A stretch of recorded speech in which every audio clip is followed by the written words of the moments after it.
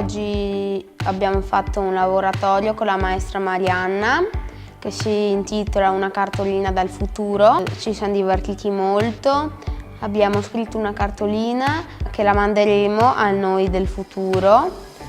Tipo, ora vi faccio un esempio, io l'ho scritta io a 21 anni e ho scritto che vorrò fare le Olimpiadi di nuoto e almeno salire sul podio. Quello che abbiamo fatto oggi è stato stimolare l'immaginazione dei bambini attraverso giochi che hanno riguardato sia la parte linguistica e la produzione di tantissime idee, sia la parte grafica che la parte corporea. Abbiamo parlato un po' delle parti del corpo e abbiamo anche giocato, corso, camminato, perché secondo noi quando si cammina vengono più idee.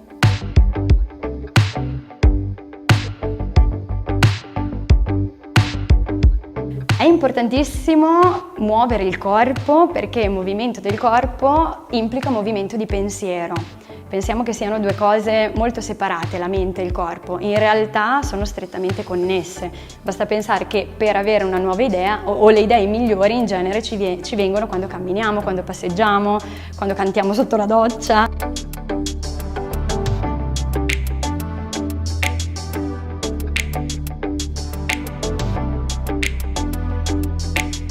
I bambini hanno potuto immaginare la loro vita a partire dal passato, quindi hanno utilizzato l'immaginazione per andare a ritroso nel tempo, per immaginare il se stessi del passato e poi i se stessi del futuro.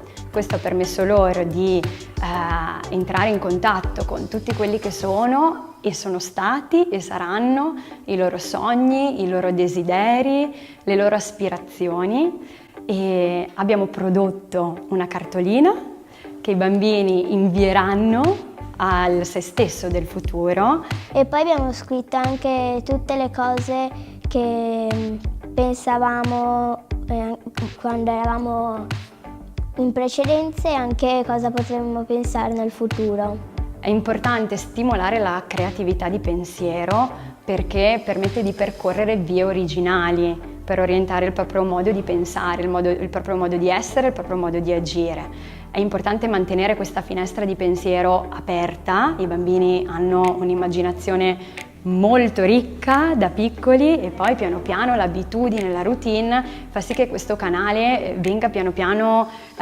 spento, stretto, si stimola in genere il pensiero convergente, quindi l'unica risposta giusta. Con questo lavoro, con queste attività, con questi giochi abbiamo invece stimolato quell'altro tipo di pensiero che è il pensiero divergente, che parte da domande aperte e fa in modo che i bambini possano esprimere i loro pensieri, le loro opinioni, le loro idee.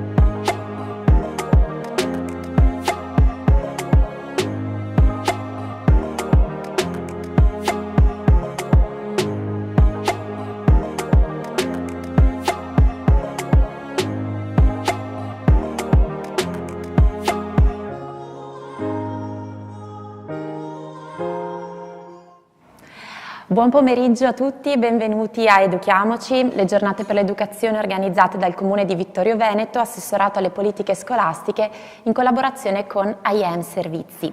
Ringraziamo gli enti che hanno concesso il patrocinio a questa iniziativa e tutti i numerosi partner che la sostengono a vario titolo.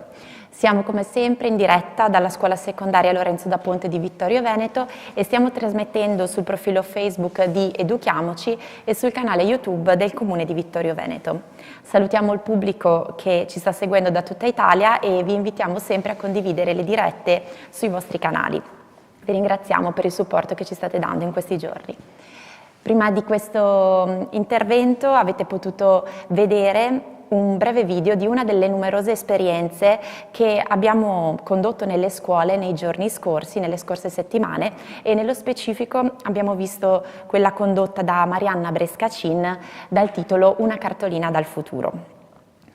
Il titolo di questa terza edizione del Festival dell'Educazione è Ci vuole coraggio.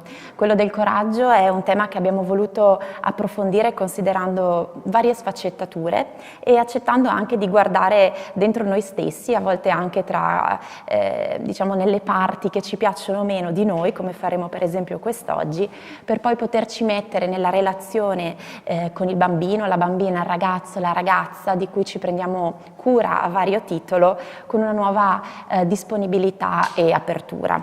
Ricordiamo che tutto il programma della settimana è presente sul sito dedicato che è www.educhiamocivittorioveneto.it. L'incontro di oggi pomeriggio si intitola appunto Curare la ferita e sarà condotto dalla dottoressa Stefania Piloni, che è collegata con noi e che ringraziamo molto per la sua partecipazione e la disponibilità.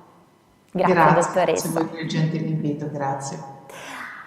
Allora, molto spesso i lavori di cura nascono da un'esperienza personale dolorosa, come anche questa mattina ci ha raccontato, tra le altre cose, il dottor Dall'Amico, che è stato nostro ospite. Però naturalmente quando ci poniamo appunto in una relazione di cura, sia come professionisti ma anche come genitori, è necessario prima poter sanare la propria ferita, sia per svolgere al meglio il proprio compito educativo, sia anche proprio per poter accedere ad una vita più piena e felice.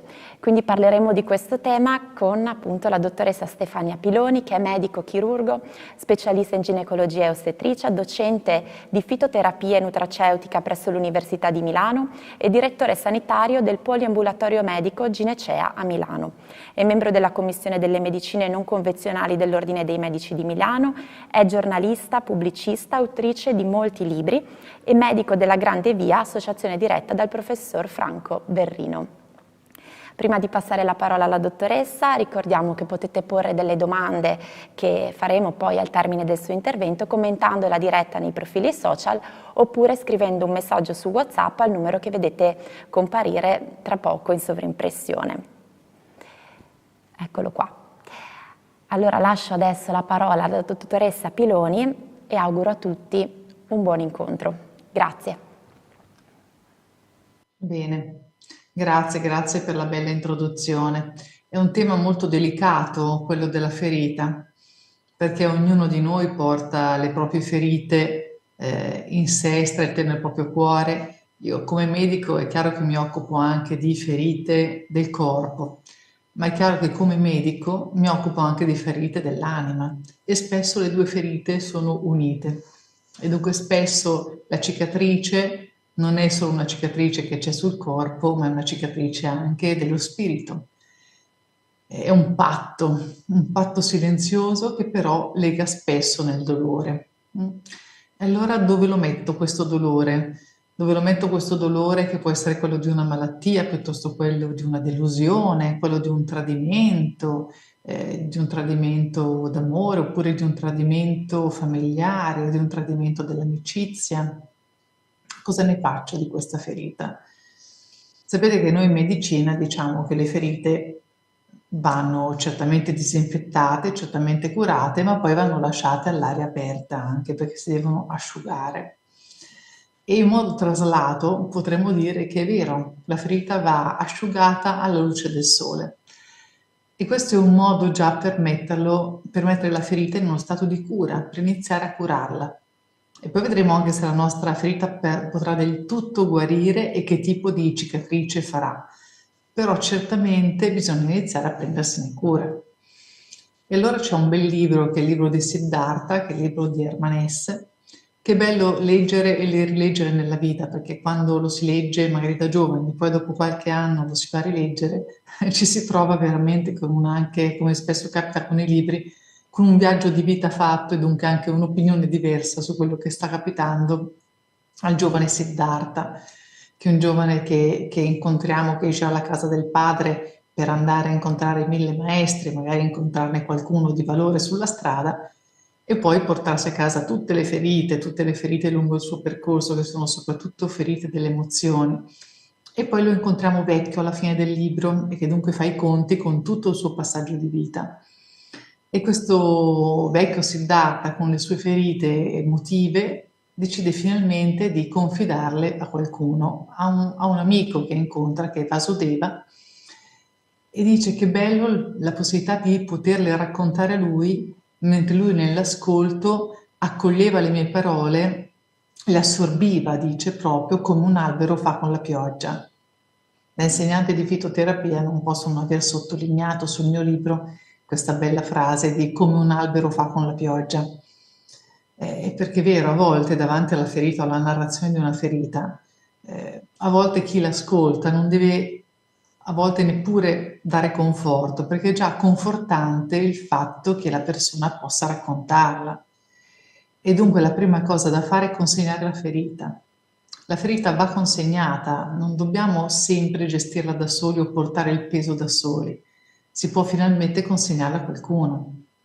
Può essere l'amico fidato, può essere lo psicologo a cui raccontare una ferita dell'animo, può essere un medico che accoglie il racconto della ferita invece chirurgica anche. Ma quale ferita non è chirurgica? Quale ferita davvero non duole? E poi davanti a una ferita che cosa viene da fare? Beh, innanzitutto spesso capita di chiedersi perché. Perché mi è capitata questa cosa? Ad esempio sulla malattia capita spessissimo e la ferita della malattia è una ferita profonda, anche perché la malattia tipicamente non ha annunci, cioè capita improvvisamente e dunque accettarla vuol dire in qualche modo anche non chiedersi tanto perché il perché fa rimanere un po' fermi. Perché mi è capitato questo? A volte ci si arrabbia anche, ma perché proprio a me doveva capitare questo? Allora la domanda non è tanto perché nel perché a volte c'è risentimento, c'è la non comprensione, a volte anche i medici non sanno offrire il perché della spiegazione della malattia che sta capitando e anche a volte rispetto a quello che il destino ti riserva, l'amico traditore piuttosto che lo sgarbo oppure veramente la ferita dell'emozione, perché questa offesa, cioè perché mi è capitato questo? E dunque perché è una delle domande, ma non può essere l'unica domanda. L'altra domanda giusta da farsi è come? Come posso superare questo?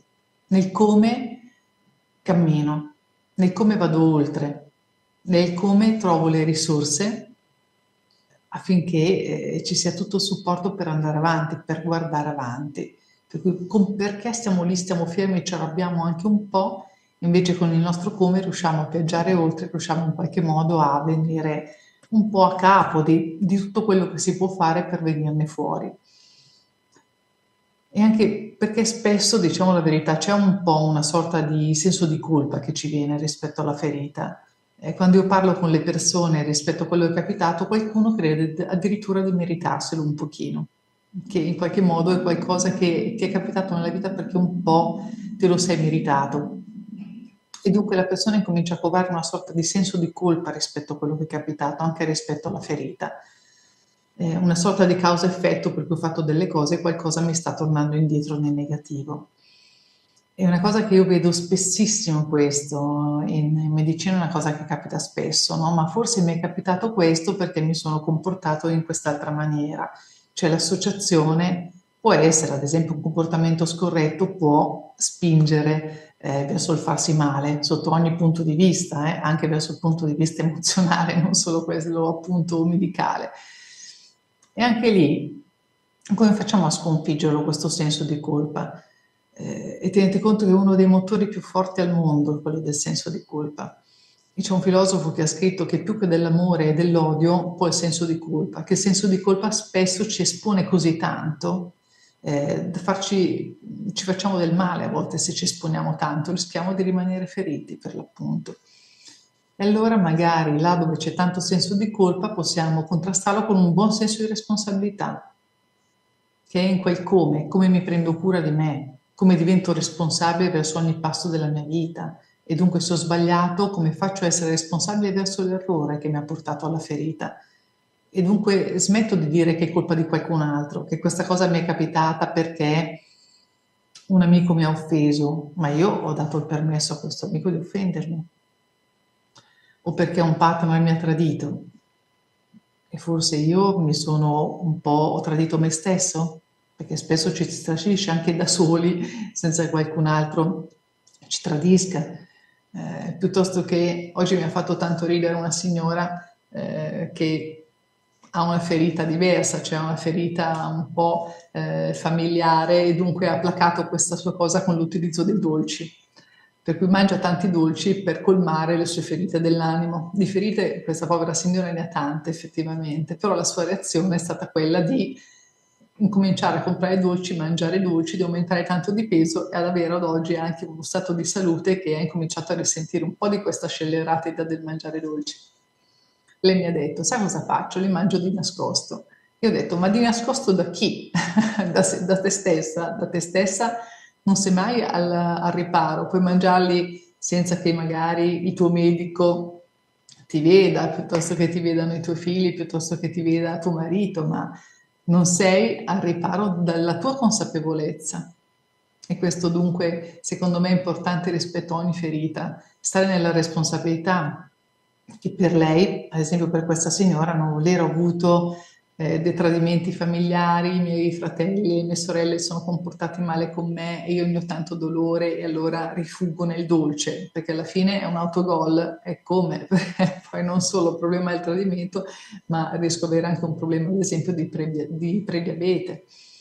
E un po' che questa cosa appunto va anche un po' accettata, va anche accettata che nella vita non ci sia un'eterna fioritura, perché le eterne fioriture sono impossibili. Anche nelle piante, anche nel regno vegetale di cui io mi occupo tanto con la fitoterapia, è impossibile stare sempre nella fioritura.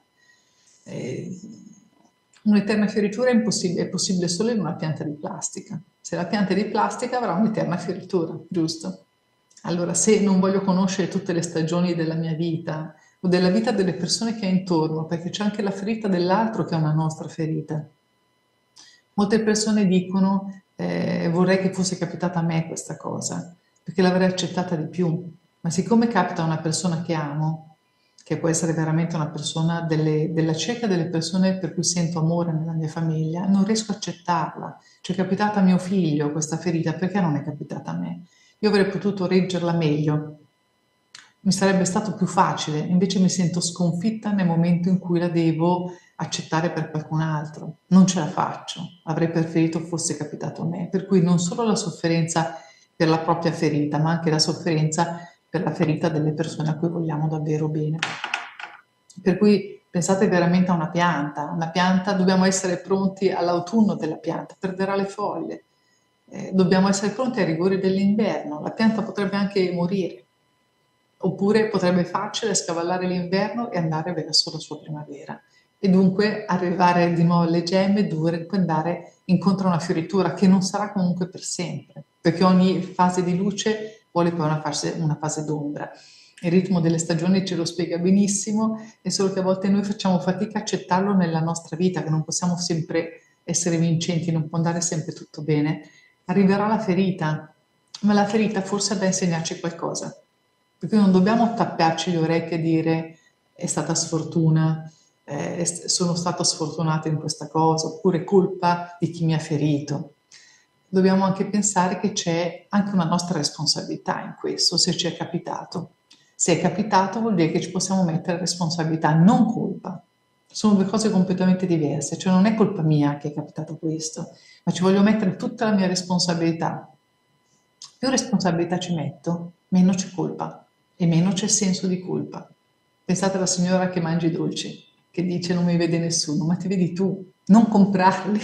Più responsabilità ci metti nel non comprarli, meno hai senso di colpa e dover mentire anche a te stessa e doverti mettere al riparo dagli altri per mangiarti il cioccolato.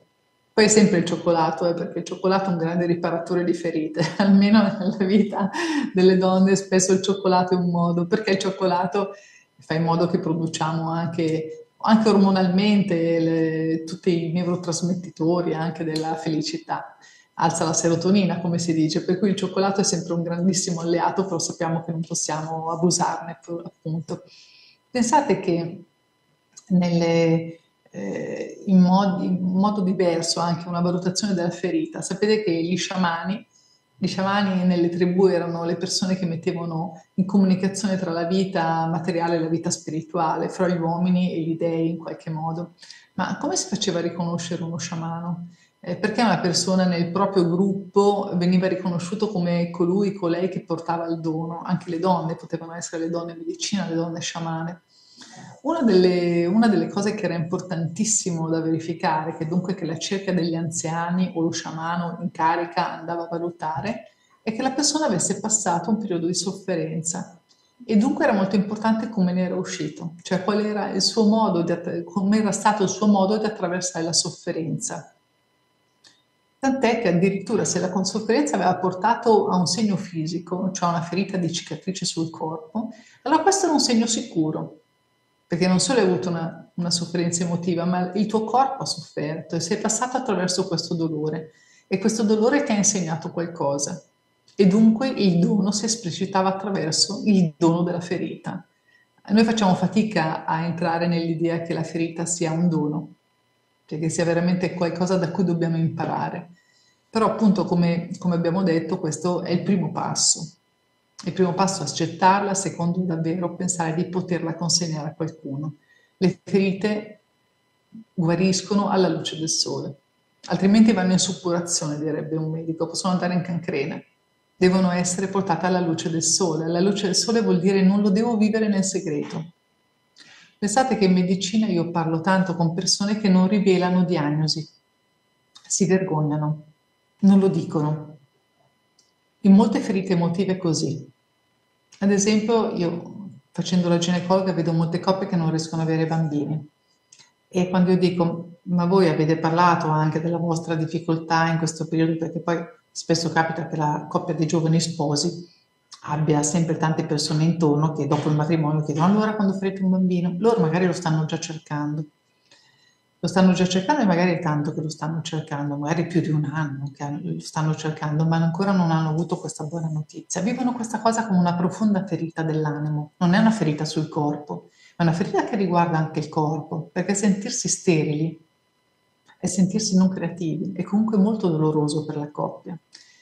E la coppia dice no, non l'abbiamo detto a nessuno, non l'abbiamo detto a nessuno, non ne abbiamo fatto parola con nessuno. E le donne mi dicono io non l'ho detto neanche a mia madre, che è la persona a cui dico sempre tutto, ma non gliel'ho detto, perché ho paura di darle una grande delusione, no? Per cui pensate come, è chiaro che poi diventa un dolore anche più grande, perché è un dolore che non mi posso permettere di raccontare, che vivo nel segreto.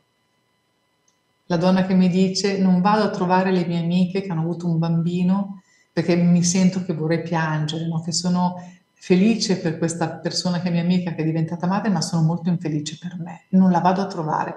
Pensa di cosa ti privi della bellezza di andare a trovare una tua amica a cui vuoi bene, che ha avuto un bimbo e non riesci a gioire per lei perché senti soprattutto la tua tristezza che non riesci più a contenere, che hai paura che trabocchi, che la tua storia venga fuori e non la vuoi consegnare a nessuno. Ma qualcuno devi consegnarla. Per cui prima cosa appunto accettare.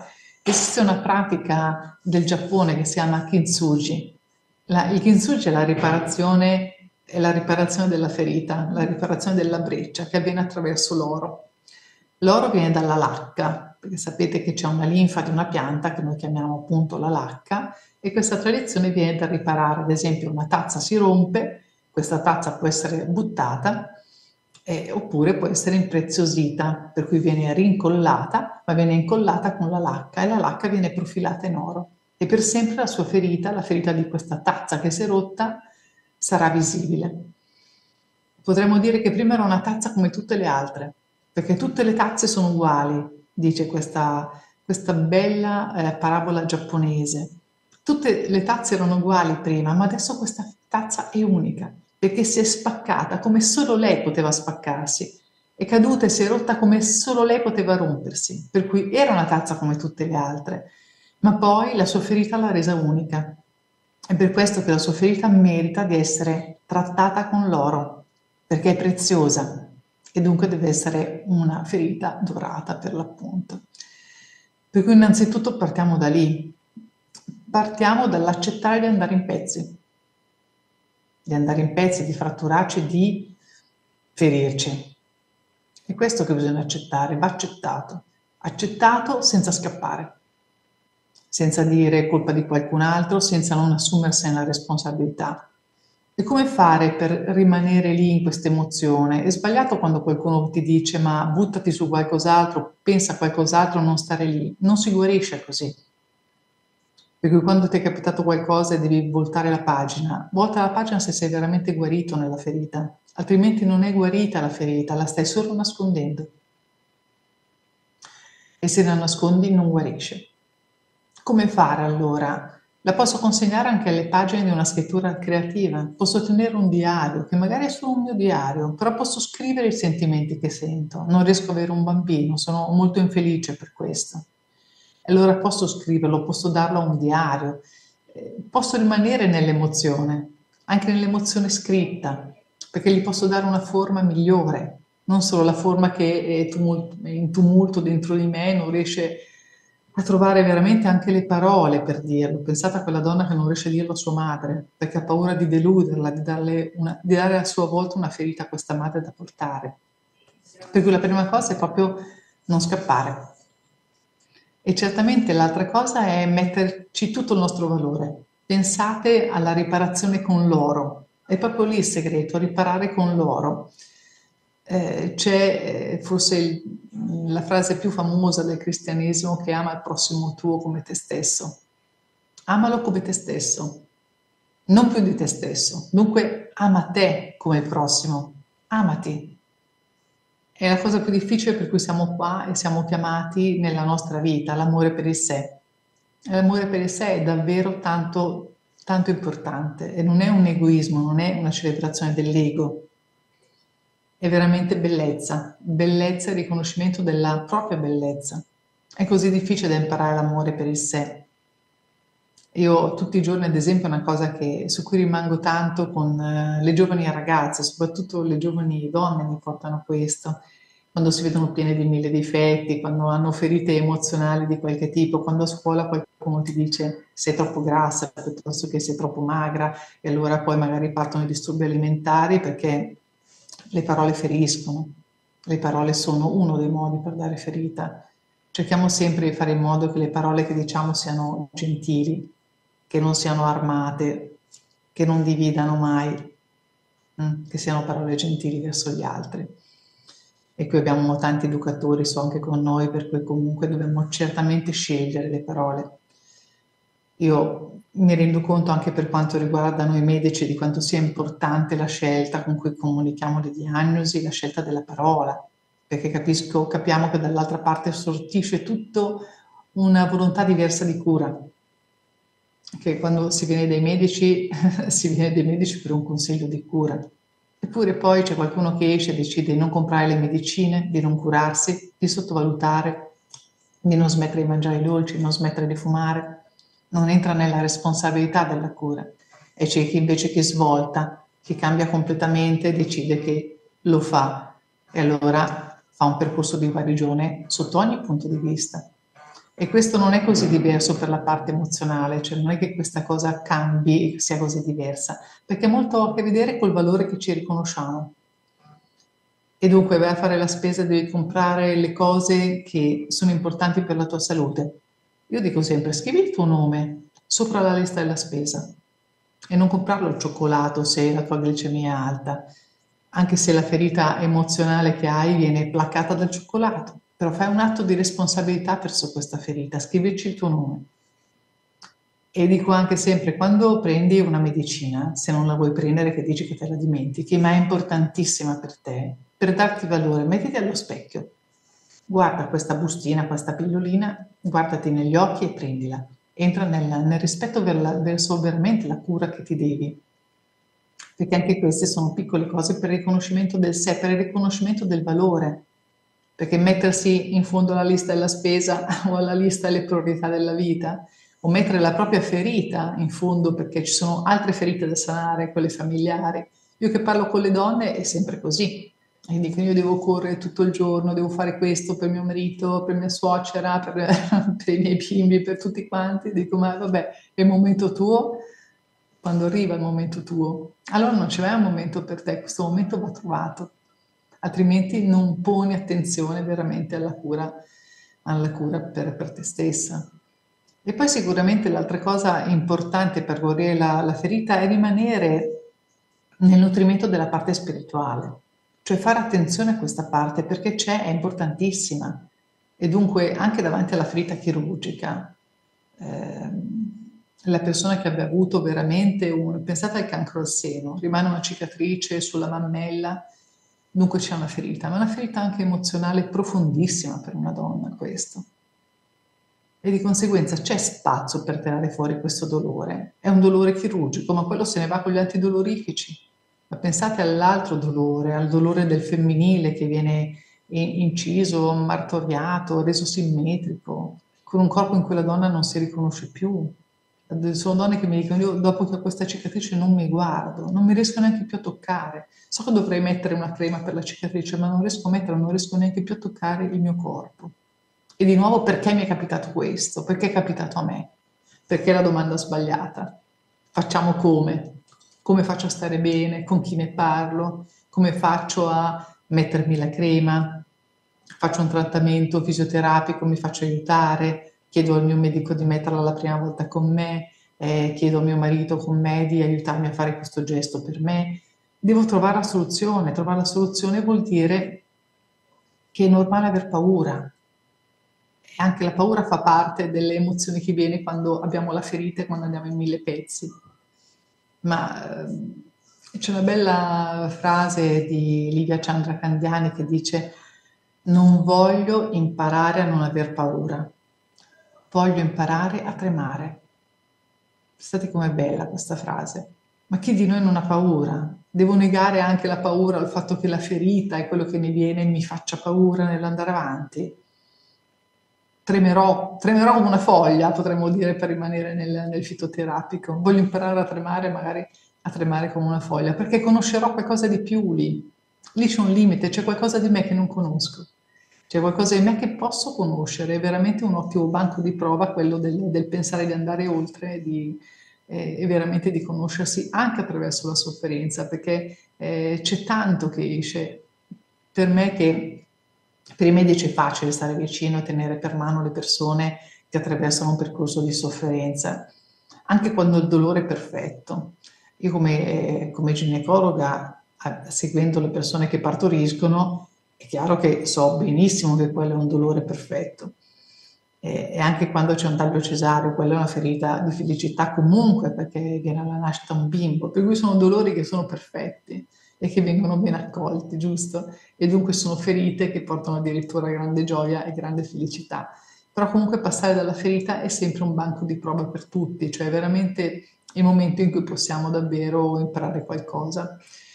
Per cui un conto è il corpo, ma non siamo corpo, non siamo solo corpo, siamo anche corpo, perché dobbiamo una grande giustizia e una grande cura del corpo, ma non c'è solo quel tipo di ferita, a volte le due ferite sono unite. C'è la ferita del corpo, ma c'è anche la ferita dell'anima. Si può fare con un percorso di psicoterapia, si può fare con lo yoga, certo, si può fare con lo yoga, si può fare con la meditazione, ma non bisogna scappare. Non bisogna dire non c'è, non mi tocco più, non guardo più, non voglio vedere la ferita, faccio il tatuaggio sulla ferita, bene, fai anche il tatuaggio sulla ferita per non vederla più, però prima lavoraci, per cui lavoraci e poi veramente non la vedrai più. Oppure, come è capitato a questa mia altra paziente molto simpatica, c'è questa ragazza che ho seguito anche per le gravidanze, che da piccola è stata operata per un tumore intestinale. Ha avuto questo problema quando era piccolissima, un caso molto raro. E ha questa cicatrice, ha una cicatrice sul ventre veramente grande, sembra un colpo di spada, una cicatrice di 20 centimetri. Perché è così grande questa cicatrice? Perché è cresciuta con lei. Lei ha avuto questa malattia quando era piccolina, un caso rarissimo, lei mi diceva che era stato riportato allora anche sulle riviste di medicina. E che dunque questa cicatrice nel tempo, essendo lei diventata grande, si è allungata e poi è diventata molto più larga. Per cui ha una cicatrice di 20 centimetri che è spessa 2 centimetri sul corpo di una giovane donna molto bella anche. E allora lei mi ha detto, ma sai, io ci ho anche pensato perché poi un chirurgo plastico mi ha detto, ma se vuoi, sai, la possiamo rifare, possiamo farla diventare una cicatrice sottile come un capello e dunque non si vedrà neanche. Ma sai io cosa gli ho detto? Ho detto, no, cosa gli hai detto? Gli ho detto, no, a me questa porta fortuna, questa cicatrice, tant'è che quando io devo fare qualcosa di importante me la strofino. Ho fatto un rituale con la sua paura, dunque dico, me la strofino perché questa cicatrice mi ha salvato la vita. Questa è la ferita che mi ha salvato la vita, perché io da lì cioè prima c'era tanta tristezza ai miei genitori, con questa operazione sono guarita completamente, per cui questa ferita mi ha dato di nuova vita in qualche modo, per cui mi ha dato la possibilità di crescere e anche adesso di essere qui, di diventare mamma. Per cui per dire che sono molti modi di pensare alla fortuna-sfortuna che ci riguarda, perché una bimba piccola che ha un tumore intestinale, aiuto, è una situazione molto sfortunata, chiaramente. Pensate al dolore che ci può essere stato intorno anche a lei, che magari è poco consapevole della sua ferita, però pensate a quanta consapevolezza nei genitori di essere davanti a una situazione di questo tipo. E dunque lei che cresce non vedendo il lato oscuro di questa cosa, ma vedendo il lato della salvezza della sua ferita, della sua cicatrice, e che dunque cresce addirittura strofinandosela perché ritiene che questo sia un portafortuna. E l'ultima cosa è sicuramente tra i modi che possiamo utilizzare per venire profondamente a essere in contatto con la ferita, essere in contatto con la natura. Perché uno dei modi proprio che abbiamo di autoguarirci è di stare a contatto col mondo naturale. Col mondo naturale dunque con le piante, con i fiori, con il ritmo delle stagioni da cui siamo un po' partiti, che siamo partiti un po' da lì. E poi con quel tremare come una foglia che abbiamo detto prima, che ha molto a che vedere intanto con quello di cui io mi occupo tutti i giorni, poiché mi occupo proprio della cura delle persone, soprattutto attraverso i rimedi naturali e moltissimo attraverso le medicine che vengono dalle piante. E questa cosa si chiama appunto fitoterapia, questo è.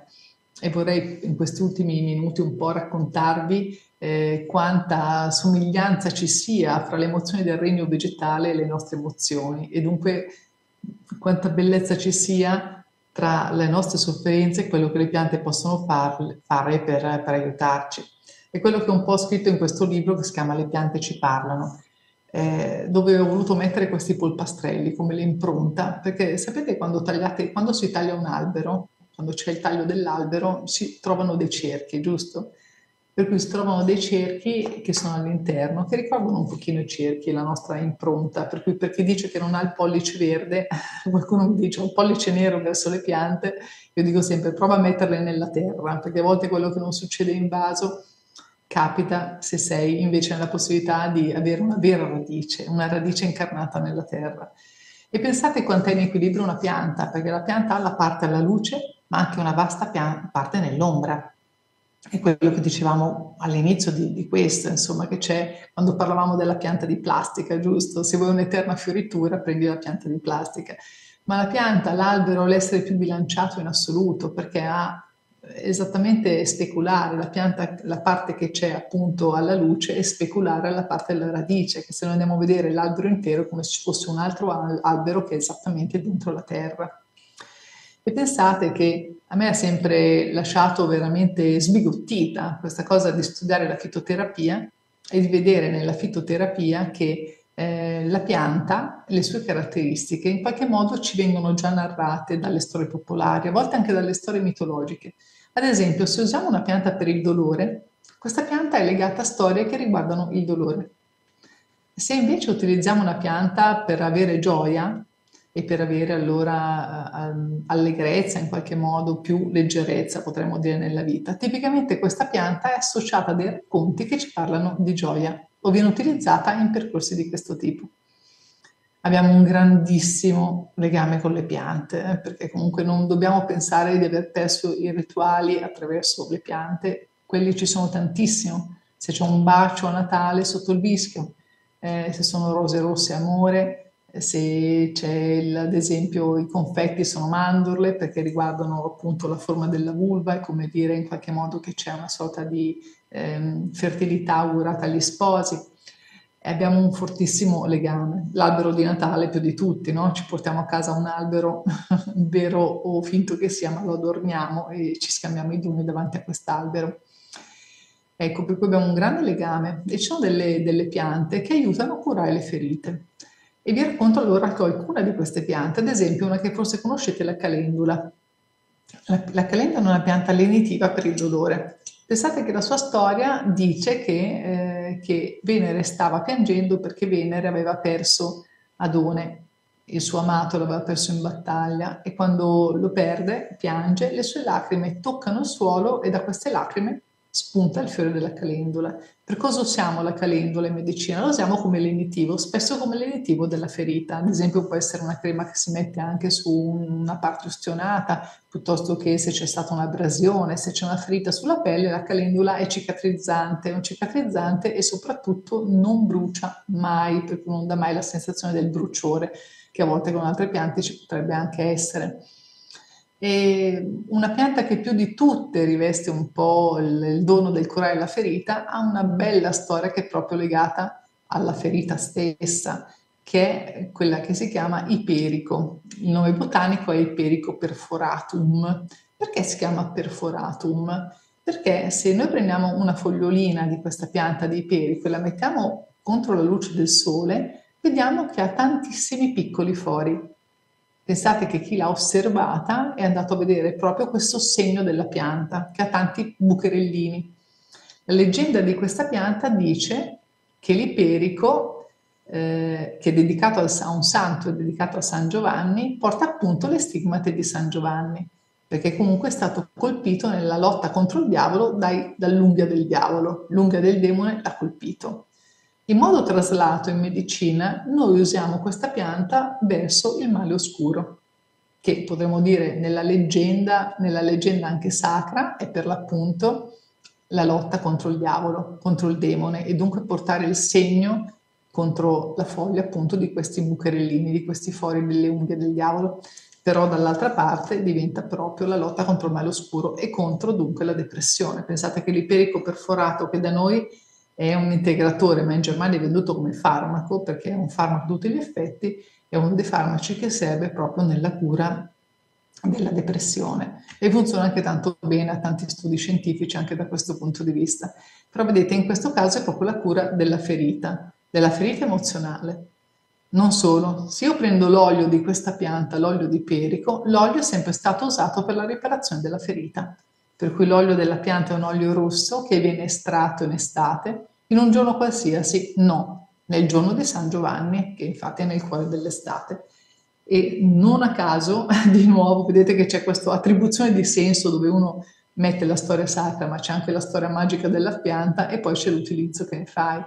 E l'utilizzo è proprio quello di applicare l'olio di iperico sulla ferita come cicatrizzante. Da ginecologa posso dire che una volta veniva usato anche per le ferite della sala parto addirittura, perché è sempre stato assolutamente cicatrizzante, oltre che fortissimo disinfettante, perché un forte disinfettante è anche un ottimo cicatrizzante. Per cui vedete come poi tutto in qualche modo trova la sua strada. Però se noi pensiamo alla strategia di questa pianta, pensiamo a com'è la storia di questa pianta. Paracelso, che era un antico alchimista, diceva che ogni cosa ha un segno, che c'è una sorta di firma divina, una segnatura, l'ha chiamata, e questa legge delle segnature è la legge che ci è stata consegnata in fitoterapia. Una segnatura per cui se tu guardi, abbiamo detto la pianta ti dirà anche in modo intuitivo che cosa serve. Da qui la storia contro il male oscuro e dunque la lotta contro il demone e dunque la lotta contro la depressione in modo traslato in medicina. Però pensate a quella fogliolina, alla fogliolina che si fa attraversare della luce. Quando siamo feriti, proiettiamo un'ombra, proiettiamo una grandissima ombra nella nostra vita e se non risolviamo la ferita, questa ombra viene continuamente proiettata e non ne usciamo. perché siamo nel cono d'ombra, non riusciamo a tornare alla luce. E dunque, cosa posso fare se voglio cambiare l'ombra che proietto? Devo cambiare io, devo cambiare forma, perché solo così posso proiettare un'ombra diversa, o addirittura fare come fa la foglia di Perico, che crea tante piccole ferite nella sua foglia per farsi attraversare dalla luce. È solo così che possiamo sperare di forzare l'ombra, di vincerla, lasciandoci attraversare dalla luce, che è la strategia di questa pianta, che dunque vi racconto proprio per questo, anche un po' a conclusione di quello che ci siamo detti, perché è proprio lì il segreto. Il segreto è lasciare che la luce entri nella nostra vita, però per farlo le ferite sono utili, perché dalla ferita veramente può passare la luce. E forse è per quello che i giapponesi usavano dipingerla d'oro. D'oro perché l'oro è proprio il colore della luce in assoluto, per cui è assolutamente l'essenza più luminosa che ci sia. E anche quella più preziosa. Non è solo luminosa, è preziosa. Per cui possiamo veramente cambiare il paradigma con cui affrontiamo la ferita. Cioè, forse la ferita ci è data affinché la luce possa passare. Io lo sento dire tantissimo dalle persone, anche da chi attraversa malattia. Questa malattia mi ha fatto capire un sacco di cose. Cioè, dopo la ferita, dopo la malattia, sono una persona migliore. Perché? Perché io lo dico sempre nel mio giardinaggio, che è un giardinaggio salvifico, perché è un grande giardino a cui voglio molto bene, passo moltissimo tempo nel mio giardino, anche se mi ferisce con un sacco di robe, di spine sulle mani, che esco appunto tutta sempre un po' ferita anche dal giardino, però mi piace tantissimo stare con le mani nella terra. E dico sempre che per me, ogni volta che strappo le piante infestanti dal mio giardino e separo la gramigna dal resto, faccio veramente anche un lavoro spirituale, perché tolgo i miei pensieri infestanti dalla terra e faccio in modo che invece i pensieri virtuosi possano invece crescere nel giardino. Esattamente come tra un po' quando farò le potature degli alberi da frutto, che non si possono fare prima di gennaio, per cui stiamo aspettando un po' che arrivi più freddo. Poto, perché si potano i rami secchi. La ferita è un modo per potare tantissimi rami secchi, perché capisci veramente chi c'è e chi non c'è. Chi è veramente la persona a cui puoi consegnare la ferita e chi non puoi, perché ti volta le spalle, perché non c'è, non è veramente un supporto della tua vita, non è un punto di riferimento. E setacci. E cosa fai di nuovo quando porti la tua vita al setaccio? Pensate cosa fa un setaccio. Cosa fa? Separa. Separa l'oro da quello che non ha valore e che dunque deve cadere perché è pesante e dovrà cadere dal vostro setaccio. Esattamente quello che gli alchimisti dicevano. Paracelso diceva sempre, sì, è certo che l'alchimia è la ricerca della pietra filosofale, giusto? La ricerca di quello che è metallo che può essere trasformato in oro. Ma non è quello. Paracelso lo spiega molto bene, dice, ma pensate che noi chimici, gli alchimisti erano i chimici di tanto tempo fa, ad oggi si chiamano chimici, allora si chiamavano alchimisti. E a un certo punto Paracelso dice, ma voi pensate veramente che noi siamo pazzi, che pensiamo che il mercurio possa diventare oro, piuttosto che il piombo possa diventare oro attraverso il mercurio? Voi pensate che noi crediamo una cosa di questo tipo da chimici? Ma noi assolutamente non stiamo parlando di quello. Non stiamo parlando di un metallo che diventa oro, stiamo parlando della nostra coscienza che diventa oro. Cioè stiamo parlando del nostro percorso, del percorso spirituale, del percorso alchemico, del percorso trasformativo che porta la nostra materia grezza, la materia della coscienza, la materia dell'anima a risplendere e a diventare oro. Oro, per cui diventare materia di luce, materia luminosa, che dunque restituisce bellezza alla nostra vita e certamente alla vita delle persone che sono intorno a noi. Perché poi se siamo stati così fortunati da incontrarla, questa cosa la possiamo assolutamente donare. La possiamo veramente donare anche a chi affronta la ferita per la prima volta. Perché chi è passato attraverso può donare la propria esperienza, può farne dono a chi ci passa in quel momento in cui soffre, a chi è ancora nel perché, a chi è ancora nella non accettazione, a chi dice perché è capitato a me e non sta andando oltre. Ma se quel cammino l'hai fatto, se l'hai fatto puoi veramente avere abbastanza coraggio per raccontarlo, per dire è capitato anche a me. Magari non nel modo in cui sta capitando a te, ma anche io ho avuto a che fare con questo e sono passato dall'altra parte. È sempre di grande forza sentirselo dire. È di grande forza quando sei in difficoltà sentire che qualcun altro che ci è passato ce l'ha fatta e che ne è uscito, ne è passato attraverso e la sua ferita diventa quel portafortuna che vi ho raccontato prima, addirittura l'astrofino, la mia ferita dell'anima, la mia ferita del corpo, come una lampada da latino, l'astrofino, perché da qua esce qualcosa di creativo e di bello per l'appunto. Allora per tornare all'apertura che abbiamo fatto vorrei proprio citare una frase di Karen Blixen, visto che siamo partiti dal coraggio, che anche per essere felici ci vuole coraggio, per cui per essere felici, per la felicità ci vuole un po' di coraggio e questo coraggio viene dall'affrontare la paura e dunque la paura fa parte della vita e fa parte della vita e la paura è un dono e ci è stata donata per poter dimostrare il coraggio che abbiamo e se un ostacolo c'è sulla strada ci è dato unicamente perché sappiamo superarlo, altrimenti non sarebbe lì, certamente possiamo saltare anche questo ostacolo. Vi ringrazio, spero che sia stato utile e se ci sono domande siamo qua. Grazie dottoressa, grazie mille per il suo intervento, le sue spiegazioni.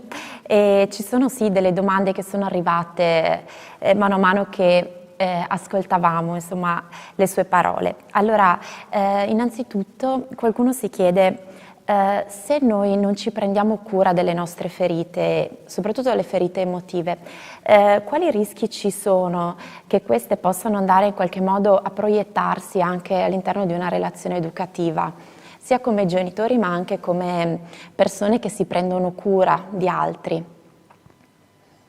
Questo è veramente sempre uno dei grandi limiti e certamente dobbiamo tanto lavorare per questo. Pensate ad esempio a un genitore, un educatore che con rabbia, cioè che affronta ad esempio l'educazione di qualcuno di più piccolo, come può essere la relazione appunto con un bimbo, verso qualcuno che cresce, arrabbiandosi moltissimo e urlando e poi magari chiedendo a quest'altra persona che non deve urlare o non deve agitarsi in quel modo. Oppure quando magari un genitore stremato dai capricci del bimbo tira uno schiaffo di cui magari anche poi si pente e magari pretende e magari sta dividendo i suoi due bambini che litigano fra di loro e magari sono un po' venuti alle mani, però se loro stanno un po' litigando, si stanno un po' tirando i capelli e stanno un po' litigando e tu intervieni in questa maniera, vuol dire che anche tu ti porti dietro questo, in qualche modo i ragazzi l'hanno imparato anche un po' da te, perché si vede che alla fine se loro ogni volta che fanno qualcosa di sbagliato vengono ribrottati essendo sgridati ad alta voce, magari hanno preso uno schiaffo, è chiaro che poi ci si porta dietro questo. Possiamo essere molto migliori di questo, nel senso che sicuramente non dobbiamo ripercorrere, non è detto che sia tutto buono quello che abbiamo avuto prima, o perché noi siamo cresciuti così, allora va bene in questa maniera. Cioè non è detto che quello che è capitato nella mia vita sia oro per l'appunto, perché se no non ho bisogno di crescita, e invece abbiamo tutti bisogno di crescere, come abbiamo anche bisogno di sottolineare tutti i passaggi sbagliati, anche di accettare che siamo stati sbagliati, dunque di essere educatori migliori. Grazie. Poi c'è un maestro di scuola primaria che si chiede quali sono i principali ostacoli che possono impedire il percorso di guarigione personale. Secondo me è proprio la cosa più importante è proprio l'accettazione, cioè accettare che questa cosa accettare un po' di andare in frantumi e accettare dunque la ferita, questo, perché per come posso vedere io è vero che non lo faccio da educatore, ma i medici in fondo sono educatori in qualche modo, perché quando io devo fare in modo che una persona faccia la cura, di solito spesso vedo persone che l'anno dopo o mesi dopo vengono e dicono guarda, le dico la verità, la cura non l'ho fatta. Perché, cioè poi tutti loro perché, i perché che comunque sono scuse, perché comunque sono tutte assolutamente dei pretesti, potremmo dire. L'adduzione è il pretesto, cioè addurre pretesti è un modo per non crescere, per cui la persona che adduce pretesti a discolpa del fatto che questo non è stato fatto è effettivamente qualcuno che sta facendo questo tipo di errore. Però appunto è perché forse non ha accettato del tutto quello che è capitato, perché è sempre nel momento della rimozione, cioè c'è questa cosa e la rimuovo, la metto a lato nella mia vita e vado avanti nonostante questo. Oppure appunto mi fermo e capisco che questo mi aiuta a essere una persona migliore. Allora, come dicevamo, ci sto dentro e me lo vedo tutto, fino alla fine. Non voglio avere sconti su questa cosa, me la vedo tutta fino alla fine. Non dico crogiolarmi dentro quello che mi è capitato perché non è così, perché quello non servirebbe a sua volta, però non mi faccio sconti di non aver visto. Pensate una volta, vi parlo di una mia ferita personale che però per me è stata molto educativa, per una cosa che riguarda un incidente stradale che ho avuto tanti anni fa. Io ero alla guida di una macchina, ero in Messico in quel momento e guidando la macchina a un certo punto c'è stato un temporale pazzesco, pioveva veramente tantissimo, tantissimo, non si vedeva niente, eravamo su una strada tornanti di montagna e io ho detto non mi sento di guidare, mi fermo qua perché non vedo niente, perché ho paura veramente di andare fuori strada, ho paura che ci facciamo male. Ero con un'altra persona che mi stava alla destra, con un amico in quel momento, e lui mi ha detto, ma se tu non te la senti io me la sento, per cui se vuoi io guido io. Io ho pensato, vabbè, se tu te la senti di guidare, va bene, dai. Siamo scesi dalla macchina e io gli ho dato le chiavi. In quel momento ho pensato che stavo facendo una scemenza, perché ho pensato, perché gli stai dando le chiavi? Non è sicuro guidare con tutta questa pioggia che c'è in questo momento in montagna. Però gli ho dato le chiavi. E dopodiché mi sono seduta al lato del passeggero e più o meno un minuto dopo ho fatto un incidente gravissimo. Ne ho avuto una flebite, c'è stato un ricovero in Messico, insomma è andato tutto veramente male. Il mio racconto, quando io lo raccontavo, dicevo sì, però non è colpa mia perché non stavo guidando io, è capitata questa cosa, pioveva, cioè la colpa era la pioggia, la colpa era che non stavo guidando io, fino a che ho fatto l'assunzione di responsabilità. Ho detto Stefania, ma scusa, ma chi le ha dato le chiavi? Tu ti eri sentita che non le dovevi dare? Gliele hai date. Non è una colpa, è responsabilità. Allora, quando la racconti, raccontala a te stessa, non nasconderti a mangiare il cioccolato, giusto? Che nessuno ti guarda. Hai sentito la tua intuizione, hai sentito la vocina che ti diceva non dare le chiavi, non è sicuro. Eppure gliele hai date e sapevi che non era una cosa sicura. E dunque assumiti la responsabilità, di dire che forse questa ferita che hai sulla gamba riguarda questa cosa che anche tu ci hai messo, il tuo atto di responsabilità c'è. Nella vita cerca di non farlo capitare più. Una delega di responsabilità verso una cosa importante, per questa volta ti è anche andata bene, ma non è detto che nella vita vada sempre bene. Questa volta è solo un breve ricovero messicano. Bene. E la prossima volta che deleghi a qualcuno la sicurezza della tua vita, pensate a trasladarlo, a prendere questa cosa e amplificarla. L'amplifico e la porto in altri territori della tua vita, in cui deleghi la responsabilità di una cosa che ti riguarda come la tua sicurezza nelle mani di qualcos'altro, non ascoltando la tua intuizione. Capite? È terribile. Certo. Poi ad alcune domande ha già risposto, per esempio quelle che chiedono in che modo la cura delle nostre ferite può influenzare positivamente le relazioni familiari, interpersonali, professionali, e a questo in qualche modo abbiamo già risposto anche appunto tramite il racconto. E invece andando un pochino più su quello che è l'aspetto dell'insegnamento o comunque l'aspetto educativo, alcune maestre si domandano se ci sono delle attività pratiche che si possono realizzare anche in classe, per esempio con i bambini, per aiutarli a esplorare fin da piccoli non solo le loro emozioni, ma insomma anche il modo di prendersi cura delle proprie ferite e di quando magari le cose non vanno esattamente come vorremmo. Vorremmo. Vabbè, anche qui mi verrebbe subito di parlare di un aspetto personale e di una cosa che mi è successa quando ero piccola, che la mia maestra ha risolto brillantemente, per cui le sono molto grata per questa cosa, che penso che possa servire più da esempio rispetto a tante altre parole, insomma. Quando io ero piccola ero una bimba balbuziente.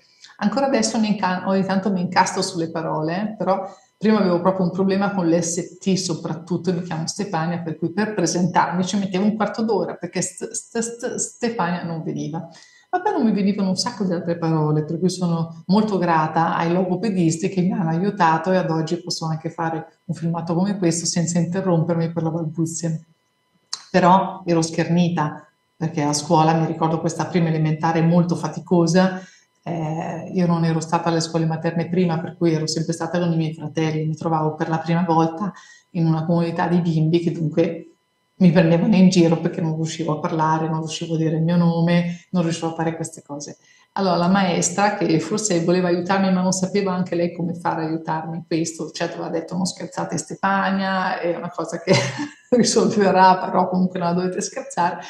E un giorno invece ha fatto una cosa completamente diversa, ha detto allora facciamo finta tutti di avere il problema di Stefania perché facciamo tutti che per dire una parola invece facciamo questo gioco, no? Che rimaniamo tanto sulle parole. Allora abbiamo fatto un pochino di questo esercizio in cui tutti eravamo balbuzienti e dunque tutti portavano in qualche modo la mia ferita.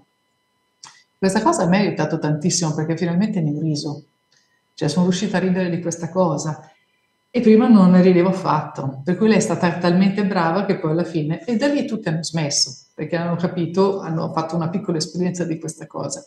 Per cui effettivamente io credo che sia quello, cioè portare gli altri nella comprensione, anche sdrammatizzandola come è stata fatta in questa occasione, ridicolizzandola, di quello che può capitare veramente all'altro.